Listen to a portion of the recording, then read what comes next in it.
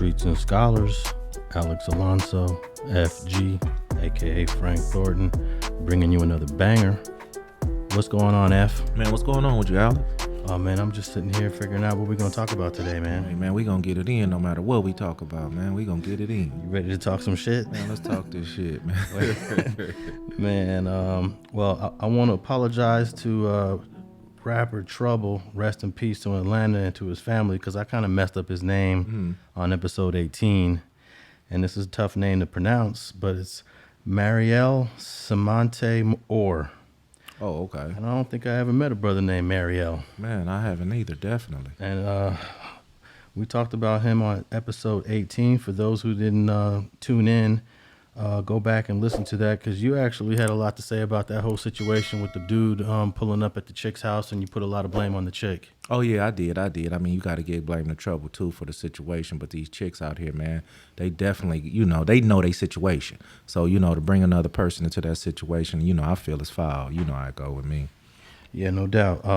I think the best advice that you gave to a youngster that's, dating a new chick and you don't really know her, but you're about to pull up on her is protect yourself. No doubt. But then sometimes, though, even protecting yourself can get you in a certain situation. So you just got to be, mindful, how these female move. And you got to keep thinking all the time that some bullshit can happen, So, yeah, you just protect yourself, man. Or you can just do what I did, man. I met a girl when I was 21 and just dated her. I just dated her for like 9 years and then married her. Hey man, that's the fairy tale ending, man. But it didn't happen like that for me, man. I've been in them situations, troubles in, and on multiple occasions. You know what I mean? And at the same time, you blame yourself, you blame the female, but you also got to blame another person for coming over here in somebody's space, as well, being aggressive, But yeah, man, it's wild out there, man. So shit. Yeah, man, it's wild. I try to even though I dated the person I married, while I was dating other women. Right. Just trying to figure it out. Yeah, no doubt. Is this the one I want to be with? She seems interesting. Let me date her for a while. I feel like when you're single, that's the time to do it. No doubt, but it's just a different thing between dating and, things of that nature and then hoeing. You know what I mean? I was out there hoeing, bro, I had them lined up, man, so at the end of the day, luckily women don't respond like me, because I have had a few females pop up at my house and start some shit. They didn't bring no guns or no knives or no shit like that, But dudes is different, you know. They gonna have that heat, or they gonna, So it was crazy, man. Hey, when I first got married, my wife moved into my place, and before she moved in, I had told a few chicks that used to come over, I'm like, look, it's over with. Right. I'm getting married. And she's moving in, so you just gotta leave me alone. And one day she's with me, we're in the bed sleeping. It's about 1:00 in the morning, and I get a knock at the door. And it's a chick that I used to mess with. So I open the door. I'm like, what the hell are you doing here? Right. She said, I'm just coming to visit you. I'm like, I told you I'm married. Right, it's over, yeah. But she had the audacity to come knock on the door and do that. Yeah, shit. Well, Lisa, that's all she did. She didn't throw a rock through the window and nothing, and because that's what happened in them young stages. You know what I mean? We all grown now and thinking you wouldn't do that now. But back then, shit, them white girls was wild, man. Yeah, man.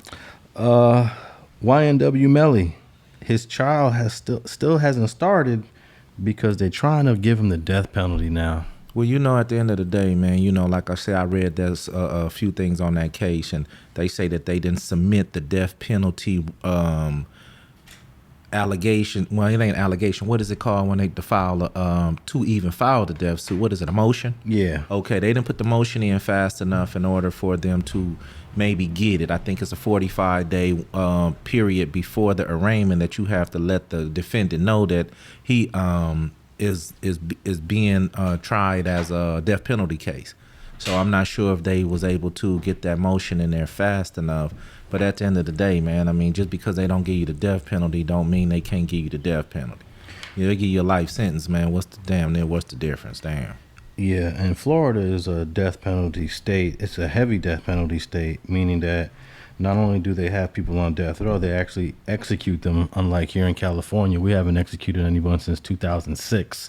So when you get the death penalty in Florida, you definitely gonna die at some point. Oh, okay. See, I was thinking it was like California because like I said, I ain't heard of an execution here in I don't know how long. Yeah, they actually temporarily froze executions here in the state of California, but because this guy YNW Melly is accused of killing 2 people, it is a death penalty eligible crime, but for whatever reason, I guess they didn't originally file it as a death penalty case. So Right. his lawyer is saying, hey, you can't do it. Too late, yeah. So, hey, I found the footage of this dude that I posted on the channel. Yeah, no doubt. You actually had red footage of these guys, yeah. I didn't know who these guys were, man. Right.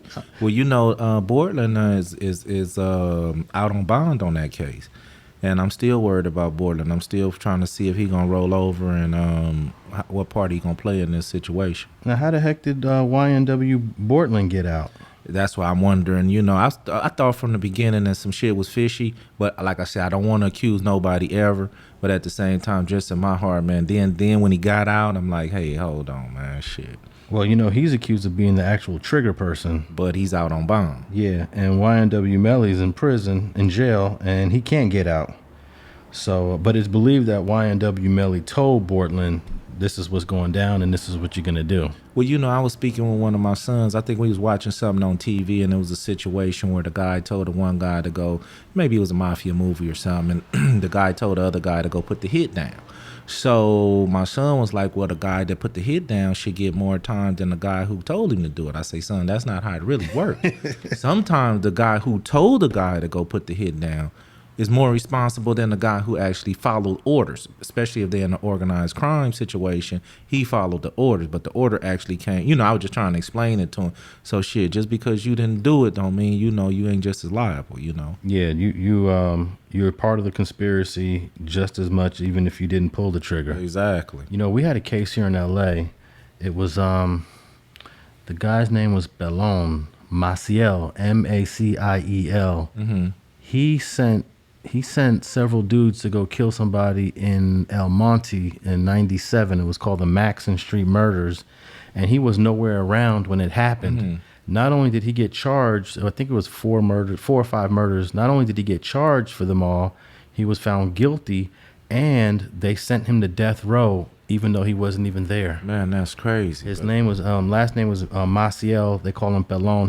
He's currently in San Quentin right now, and it was a unique case because I believe it's one of the first times someone was sent to death row for not actually participating in the murder. And that was a crazy case. So yeah, he wasn't even nowhere around, and he's on death row right now. Well, you know, this is the type of shit that I preach to these young dudes. You know what I mean? Because I'm old enough that I done seen this shit. I done been around the block a few times, you know, and they don't understand that just because you wasn't there or just because you didn't pull the trigger, you know, you're not liable, especially if you told somebody over the phone and they have those recordings. I mean, bro, you just as reliable. So while these dudes, you know, so busy like, you know, well, I didn't do it, man, there's still a sentence out there for you. You know what I mean? If you have any part of the conspiracy. So, and you know, with the feds, it's even easier to send your ass to prison under those conspiracy cases. Oh, they'll send your ass to conspiracy so fast, you know. And it's funny because I didn't think conspiracy was a term used in the ghetto, in the hood. I thought that was a high profile, you know what I mean? You know, mafia crime family terms, you know. No, they hit you right on Rosecrans with a conspiracy, man. I bet you bumped into a lot of people that were just on the yard for a conspiracy case. Well, if you go back and look at my case, I don't have a distribution. Correct. All I have is a conspiracy. Your whole case is a conspiracy. My whole case is a conspiracy, and you run into a lot of that, but I just don't think that's kind of like appropriate. You know, to get these guys in the hood, a conspiracy we use for terms against other countries in the military and different, you know, intelligence agencies around the world. That's what conspiracies come from. Not for a dude, you know, on the block in L.A., Compton, you know what I mean, Watts, you know what I mean. But nowadays, man, they gonna put it on them. And the main part of your conspiracy was when you said, tell the homie across the street to rock it up, right? Yeah, man, that got me 10 years, man. Those words right there got me 10 years right there, you know what I mean? If you never said that part and they ended up rocking it up anyways on their own, they probably would have tried to pin something on you though, right? I don't know, based on, you couldn't say that I had knowledge of them rocking it up. You know, I left powder. So if I'd have just left powder, you know, and got on, you know, they could have or would have, but at the end of the day, it seemed like, you know, it would have been a little less likely. You would have fought that. I would have fought that, man. You know what I mean? I'd try to fight that tooth and nail. When did you learn that part of your case, just the part where you're saying, tell the homie to rock it up, that was the central part of your case? I realized it when the judge was telling me, when we was talking about taking the deal, you know, and the judge, she spoke to me, Nora Manella, that was the judge I had at the time. She spoke to me like a mama. And she said, listen, Mr. Thornton, let me explain to you what the conspiracy is. You know what I mean? She said, I understand you left powder. I understand that you didn't rock nothing up. She said, let me explain to you. And damn near almost said, well, baby, listen, like a grandmother. She said, this is what a conspiracy is. And when she said that, when you stated that, and she's explained this to me, when you stated that, you know, have the little homies across the street rock it up, you knew that they intended to have it rocked up. The conspiracy played out. The stuff was later rocked up the next day. You was in on a conspiracy. She said, and that's what, you know, conspiracy is. You know, I was like, damn. And when she put it like that, Alex, it also basically said, take that 10. Don't. That's basically what she was saying, baby, take that 10. You know what I mean? You know. And but what she also said, Alex, I bullshit you now. If you go back and look at the transcripts, what she also said, she asked my attorney and she asked the U.S. attorney, asked my attorney and the U.S. attorney, is it any way that I can get this man under 10 years under the statute? If there's any rule that I can give him under 10 years, tell me about it right now. I don't know if she was doing that for me to let me know that it's no other way that I can get under the mandatory minimum.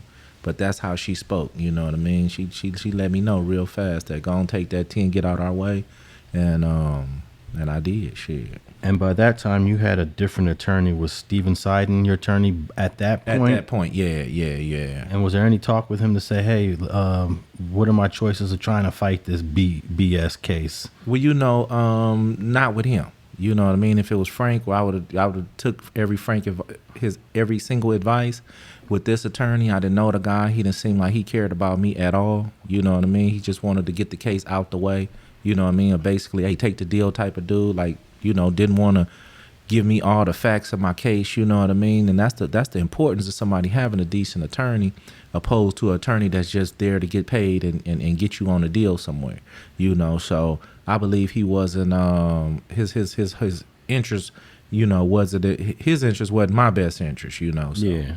You get those lawyers sometimes that, you know, you don't have a relationship with them, so it's hard to trust them, and it's hard for them to go out their way for you. No doubt, you know. And I remember one time, like me and Frank, we was fighting the case, and I was shocked that he said it.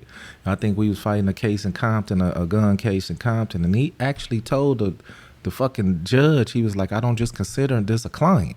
This is a friend. And I didn't even know if that was legal to say. But he said that shit, you know what I mean? And shit. I think everyone should have a good relationship with a criminal defense attorney, even if you're not a criminal, because you never know when them boys are going to come knock on your door with some bullshit. No doubt, but I'm going to tell you a quick funny story that me and my wife talk about all the time. And she said, you know, I knew I should have passed your ass up when we was 24 and I met you, and you said something about you had to go see your attorney. Who the hell has an attorney at 24 and shit? I never forget that. We joke about that shit all the time. Oh yeah, man. Everyone should have an attorney on retainer. I know not everyone could afford that, but if you got an extra $5,000 laying around and you got an attorney that's a criminal defense attorney that you consider a friend, slide that $5,000 to them, and that'll save you for the rest of your life if something happens. No doubt. Let me spit to it's not just the youngsters, but let me spit to them real fast out there. You know, you out there committing crimes, whether it's smash or grab, whether it's EDD or PPP fraud or any kind of fraud. If you robbing banks, if you selling dope, then you should have bail money put up and you should have attorney money put up. You know what I mean? Fuck all these big chains and, you know, these big wheels on your cars, and you can't afford an attorney.